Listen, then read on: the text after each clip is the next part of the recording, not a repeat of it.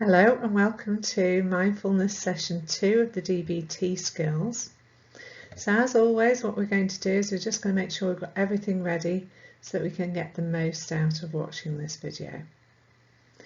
So first of all, just be aware that we are of course using Marsha Linehan's handouts and worksheets. So for this session you're going to need handouts 8 to 10 and worksheets 6 to 10. Also really good to have a pad of paper and a pen handy so that you can take some notes as we go along. And just a reminder that we're not going to be doing a mindfulness exercise in this session, but there are mindfulness exercises at the beginning of each of the emotion regulation videos on the YouTube channel. So if you wanted to practice some mindfulness exercises, you could usefully use those, or there's quite a few on the internet. So first of all, let's just make sure we're in the right position to get started. So scanning yourself from the top of your head down to the tips of your toes, just noticing if there's any adjustments you need to make. Do you need to change position at all? Is there anything in your environment that's going to distract you? How can you bring your mind to focus on this video and get the most learning from it?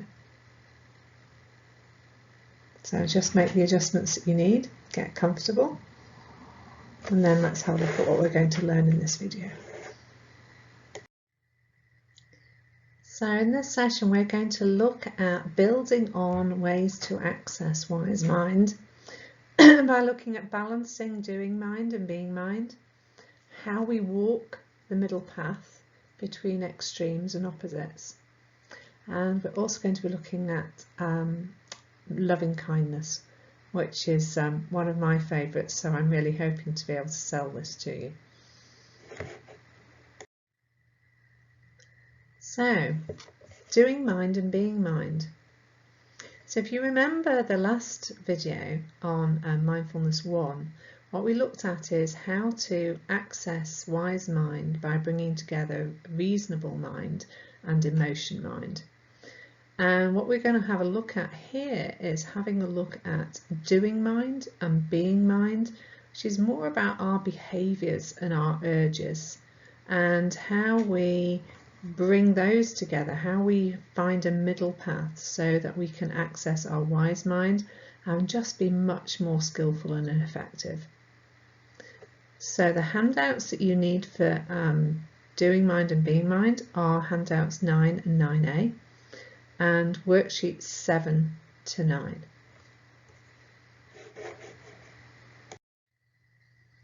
Doing mind. Okay, so what I want you to do is I want you to just notice how much you can identify when I talk through this slide with you, because on the whole we tend to, as human beings, either to be pulled to one position or the other, and that depends a lot on our personalities. So just have a think about how much this resonates with you when I'm talking about this. Okay, so doing mind.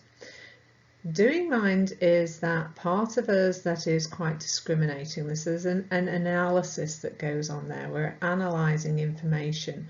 We're separating out different pieces of information. There's an ambition that goes with doing mind because it's very goal orientated. There's something that we want to get to, there's something, the point that we want to reach to. And so when you're in doing mind, you view your thoughts as if they are facts about the world. And I don't know about you, but sometimes I can become quite convinced that those facts are completely true. It is the only reality. You become quite focused on problem solving and achieving goals, and the difficulty is that we become so focused on those that we often miss the bigger picture. However, doing mind is really useful. We need doing mind because we want to achieve important goals that are important to us in life. So too little doing mind means that we don't achieve those goals that we really want. On the other hand, too much doing mind can also get in the way as well. It's almost like we have an automatic way of being. So because we're so focused on that need to be doing and to be productive, we end up comparing our progress in life to other people's progress, and we have expectations of ourselves and others that are often quite unrealistic, perhaps slightly distorted as well. Because we're so focused on doing, we end up feeling guilty when we're not filling our time with doing things, with different activities. And sometimes it can feel like that urge to do is overwhelming, like we can't do without it, and we struggle to do nothing. We become rigidly focused on one activity, so it's almost like your focus becomes tunnel vision. The only thing that is in your awareness is doing that one activity. And that can become addictive as well, that we have a compulsion to do, that we act always on that urge to be doing. If we're doing that, we lose sight very quickly of the present moment, but we also tend to make a lot of rules up for ourselves as well. And one example that came to me while I was doing these slides was being at a party, and somebody had brought one of those huge, it was when it was fashionable, it's probably not going to happen now, but anyway, they bought a huge colouring mat with some pens and pencils, and people just started colouring in this mat, because you do. And what we noticed really quickly was that we'd all started colouring in this mat with the rules that the colours had to accurately reflect the real actual world. So the sky was blue, the trees were green, if it was a letterbox it got coloured in red. So everything that was coloured in had to fit with what we saw as reality in the outside world, until somebody came along who was quite artistic and questioned why we were doing that. And when we said, well, because trees are green, he quite rightly pointed out that actually, if you are colouring in something, you can literally make them any colour you like. We had become so focused on that task of colouring in this big mat that we had created our own rules with this. So what I want you to do is I want you to think about times when you're in doing mind. What do you notice? Just jot down a few things that you notice about yourself when you're in doing mind.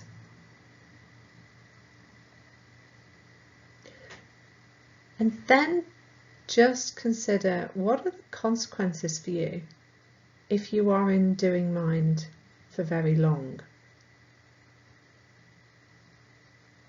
What effect does that have? And what sort of things hook you into being in doing mind?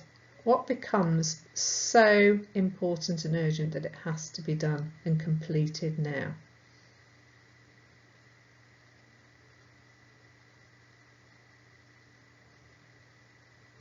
And the other question I'd like you to ask yourself is, how good are your listening skills when you're in doing mind?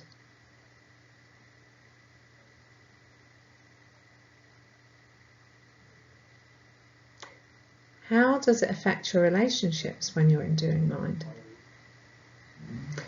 So just jot down a few ideas, and then we're going to go on and have a look at the.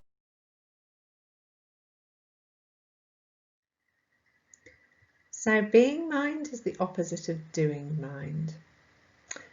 Being mind is like a beginner's mind. It's curious. It's nothing to do mind, completely orientated to the present, open, without expectations or assumptions of what the present is.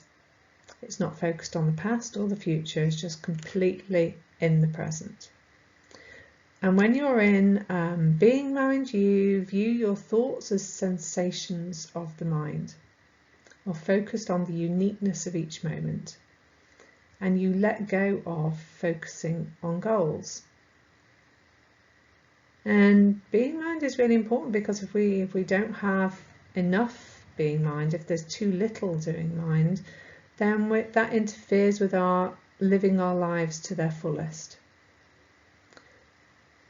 Equally, too much being mind can get in the way of us reaching the goals that we need to get to, and can be quite indulgent and self-centered. We can lose ourselves in being mind, and we can center on ourselves to the exclusion of everybody else. That obviously does not help relationships. So when you're in being mind too much, it interferes with you planning, completing tasks. You can neglect your own and other people's needs, because you're not planning ahead, you're not considering what you might need. And it can also be really tempting to be in being mind to escape life and its responsibilities. And that need to escape life and its responsibilities by using being mind to do that can be problematic, because when it doesn't feel possible to be in being mind, sometimes then we might have urges to use stimulants or mind altering drugs to produce that artificial state of mind. It also means that if we are in being mind a lot, we might just drift through life. It's almost like sort of life happens to us without us doing anything about it, and we struggle to commit to things. So what I want you to do is I want you to just be aware of when you are in being mind. Is being mind something you're more drawn to than doing mind? When you're in being mind, what's it like? What do you notice?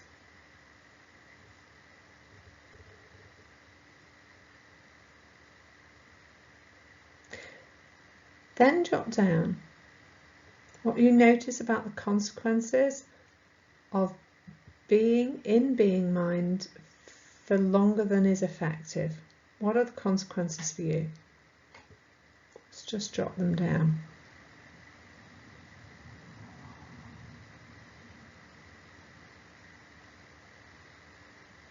And then what we're going to do is we're going to have a look at how you bring this together, how you bring being mind and doing mind together.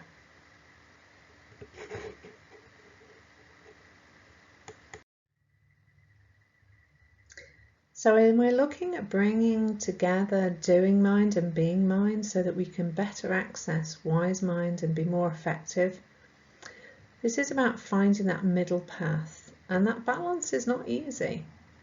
Finding that balance is not easy, but a good starting point is to just begin with changing a few things in our language, because we're really good, aren't we, at sort of being able to say, right, well, it's either got to be this or it's got to be that.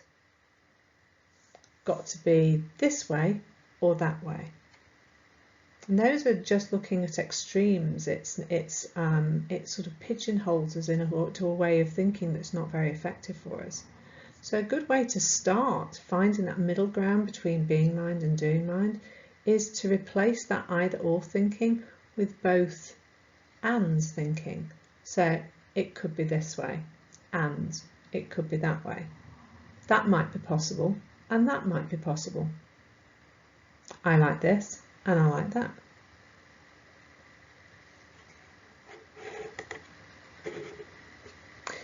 When you're in wise mind, when you're bringing together both of those parts of you, of doing mind and being mind, you're being very skillful because you have the benefits of both of those worlds.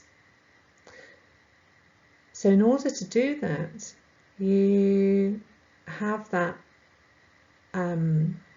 delicate balance of letting go of having to achieve your goals whilst at the same time throwing your entire self into working towards those same goals. So a good example of this might be when you're writing something. Maybe you've got to hand something in.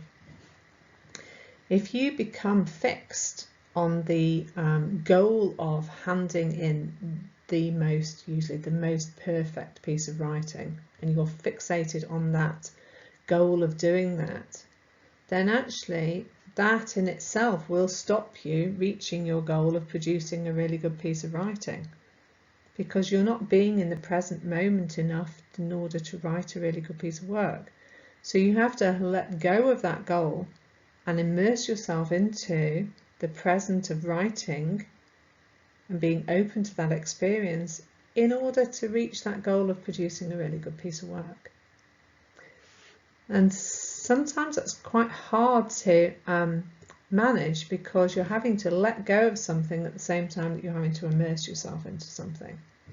And it's the same when you're doing an activity, that you, instead of drifting through an activity or being so focused on you miss the experience of that activity, what you're wanting to do is you're wanting to enhance your awareness of the present moment and at the same time fully engage in that activity.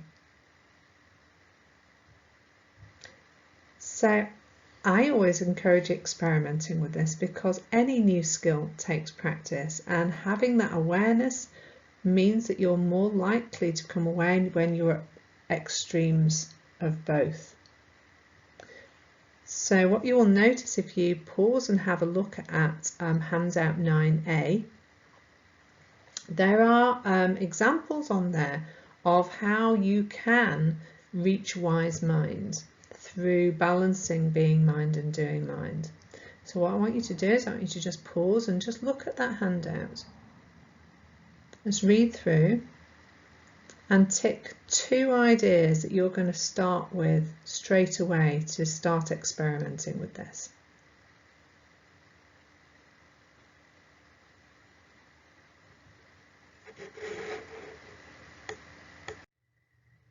So we're going to look a little bit more at those extremes of behaviours and urges that we get hooked into. And let's just have a little think about why this is so important. And it's so important because we're not at our most effective when we're at the extremes of any of these. We miss out on that other part of ourselves. We don't function as well.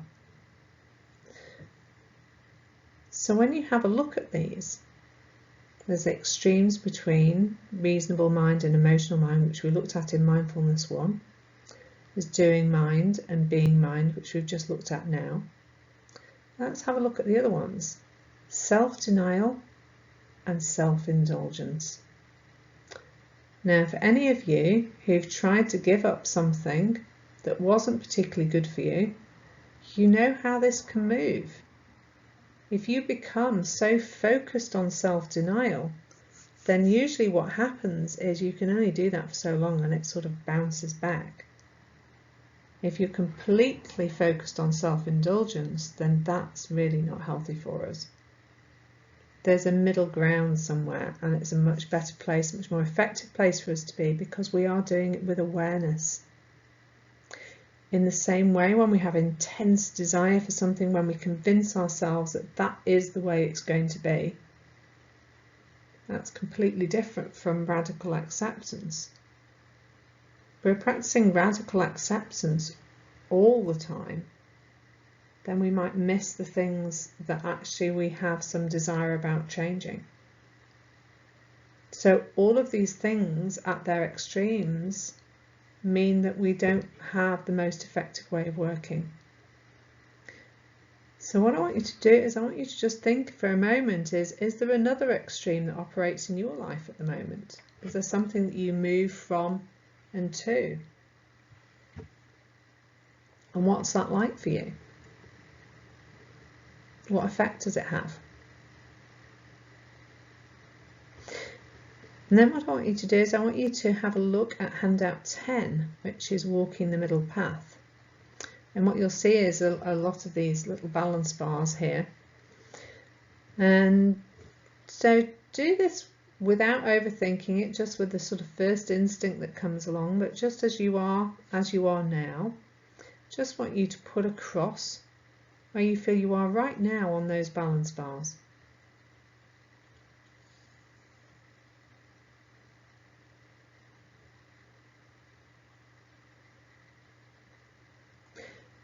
And then what I want you to do is I want you to put another cross, use a different colour, always works for me, to indicate where you feel you are most of the time in your everyday life.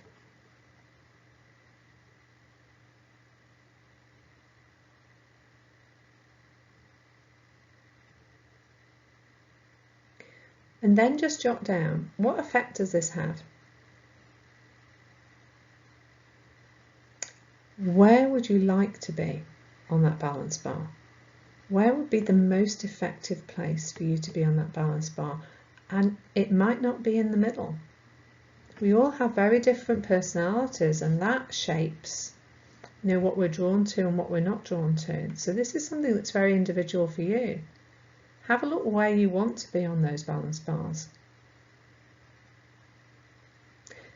And then have a look at what would you need to do to walk that middle path, to be where you want to be, to better access wise mind. What would be the most effective balance for you?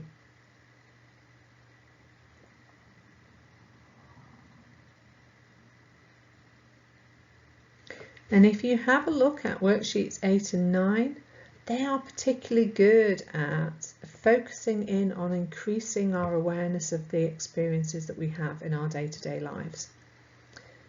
It helps us become much more aware of the state of mind that we're actually in. So the more you can do those worksheets 8 and 9, the more awareness you're going to have of what's getting in the way for you. What state of mind am I in at any particular time? Do I need to move myself along that balance bar? Okay. So have an experiment.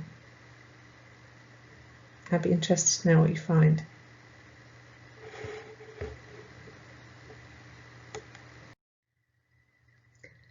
So, loving kindness. Now, usually when I introduce this in a DBT skills session, I get some mixed reactions, but quite a common one is almost like a disconnect, or an urge to disconnect from loving kindness. And there's something about the sort of the terminology that makes people feel like, ooh, you know, it's a bit touchy-feely, wishy-washy. And indeed, in our culture that we live in, kindness and compassion are almost treated as sort of second-class virtues, aren't they? So if you can't be successful or brilliant or stunning, then you could just be kind. So there's a sense, there's sort of a weakness sometimes associated with loving kindness and compassion for others. But actually what we know about the science behind loving kindness is that it's a huge strength, and the science would actually say that it makes us happier, and it also increases our resilience. So I'm hopefully going to go through a list here which is going to sell this to you as to why it is such a good idea to try this. And first of all, what I want to emphasize really strongly is this is not about forgiveness. This is not about how you should feel kind or compassionate towards somebody that you do not wish to do that towards. So I really want to make that clear at the beginning. This is about starting small and starting manageable and only going as far as you want to go. Okay. So when we think of somebody who has, in our lives, has been genuinely kind to us, we don't think of them with contempt or that they're weak or lesser than. We usually feel a lot of gratitude and warmth towards them. And when we feel that gratitude and warmth towards them, that usually makes us happier. And when we know that we have in some way helped somebody through our kindness or compassion, that also makes us feel good too. So loving kindness and practicing loving kindness is about making us happier and more resilient, and it is about having a strength. So why? Well, the top one is that ill will, hate and anger towards ourselves and other people can be really wearing. And there are some really good illustrations of how damaging anger can be to our physical health as well. Now, what's great about loving kindness is that it actually reduces self-hate and it calms the nervous system. And I absolutely love this because it would appear that actually we are built to be kind. We are hardwired to care. And when we are caring for somebody in need, what that does is it activates the vagus nerve. Now, if you have a look at some of the distress tolerance videos, you'll see me talking a lot about the vagus nerve. The vagus nerve is a wonderful nerve because what it does is it sends lovely messages to our brains to shut off the flight or fight response, which makes us calmer, which makes us at ease, which allows our systems to function well. So when we show caring for somebody else, that activates the vagus nerve. So this is really good news for us. Ill will, hate and anger interfere with interpersonal effectiveness. So when we're feeling angry towards somebody, when we're feeling hatred towards somebody, basically what that does is it switches off the thinking part of our brain pretty quickly. When our thinking brain isn't engaged, but our emotional brain is on full throttle, we know from that experience that we are not very good at seeing what's going on for somebody else. We're not very good at reading the signs. We jump to assumptions, we have judgments about people that are very unhelpful and get in the way as being effective in our personal relationships. Loving kindness practice increases our positive emotions, and we all want more of those. It improves our social connectedness by improving our relationships. And it also allows us to feel more accepting towards ourselves, which is really important. And imaging studies have shown that loving kindness actually increases the activation of the areas associated with emotions and empathy.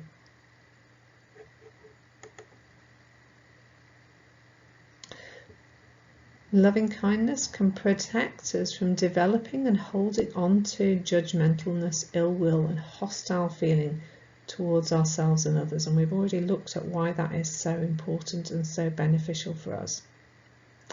And here's the great news, is you don't actually have to leave the comfort of your own home to do any of this.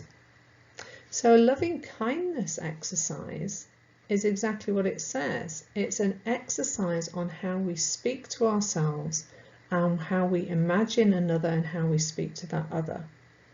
So we're going to go through that in the next slide. Now, saying that, I'm not deterring you from being kind or helpful or compassionate, because a caring act of kindness makes everybody feel much better.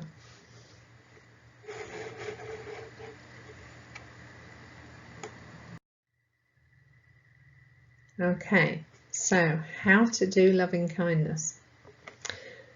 So we need to prepare for this.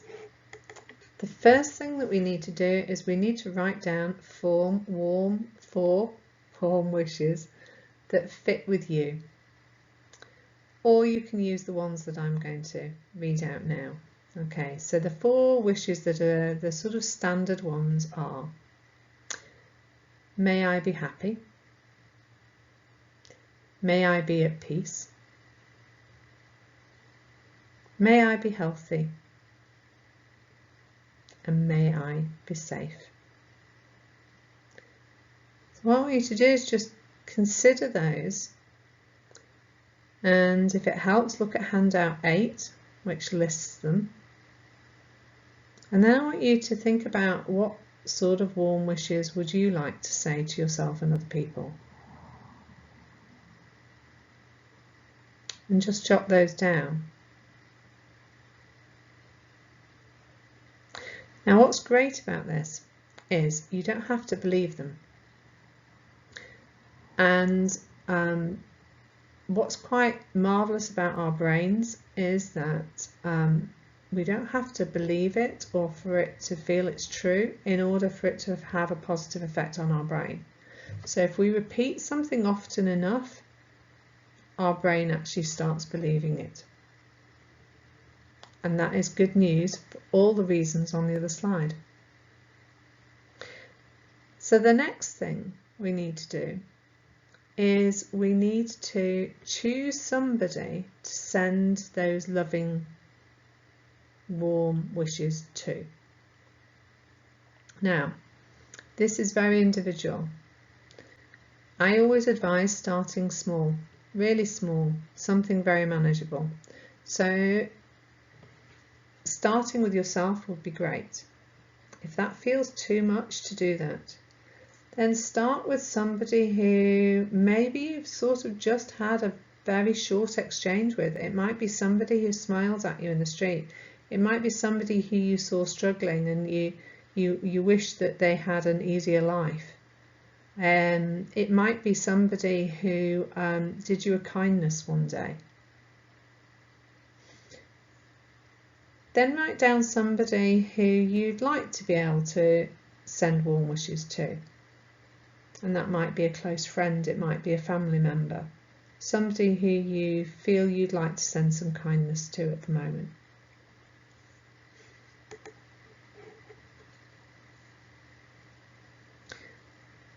And what I've put on this point is uncomplicated love is best. So if it feels too raw at the moment and too emotional to choose a person, go for an animal.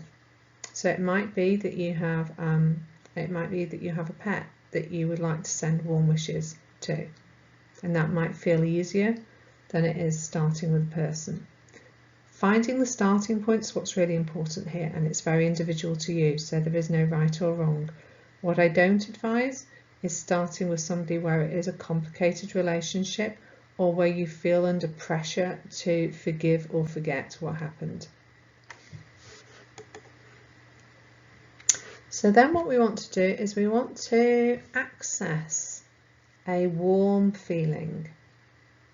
So we do that by focusing on the time where we felt like that. And usually what we do is, because our minds are great at using association, is we focus on small times where somebody left an impression, a positive impression. So it may be just somebody smiled at you.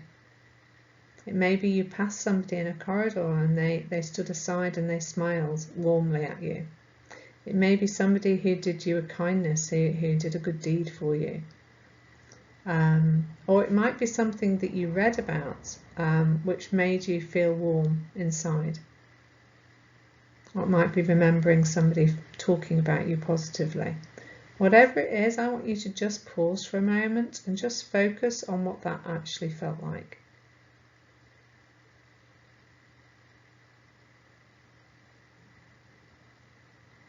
And so just being aware of that warm feeling. Then I want you to do is I want you to start to take a breath, however much is comfortable, and just allow that breath to slowly go in and out as deeply as feels comfortable, just so that you're aware of your breath. And then just focus on yourself or the first person that you want to start with. If yourself, it's too difficult to start with yourself. And I want you to repeat to yourself the 4 warm wishes that you've written down. So if I was doing this from the 4 that were written down on the sheet, I might say, may I be happy. May I be at peace. May I be healthy. May I be safe.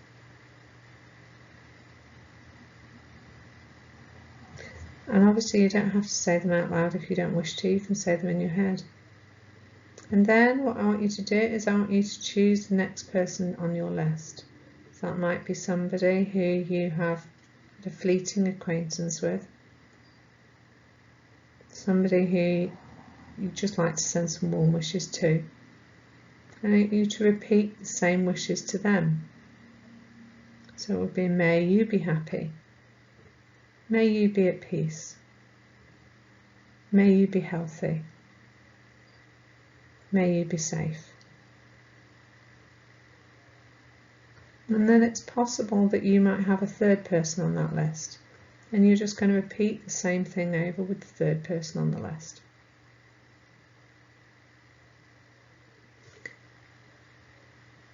And then as you do that, I just want you to be aware of your breathing again. And just attend to what you notice. Jot anything down that you need to.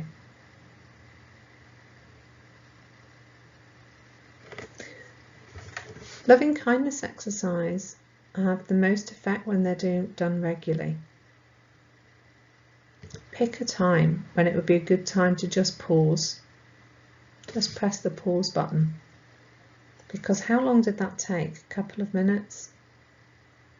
Where you could just pause, breathe, say 4 warm wishes to yourself, 4 warm wishes to somebody else, 4 warm wishes to maybe a third person.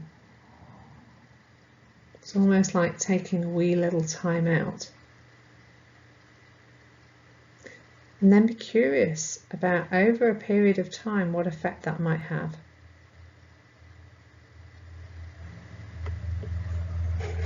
Happy experimenting.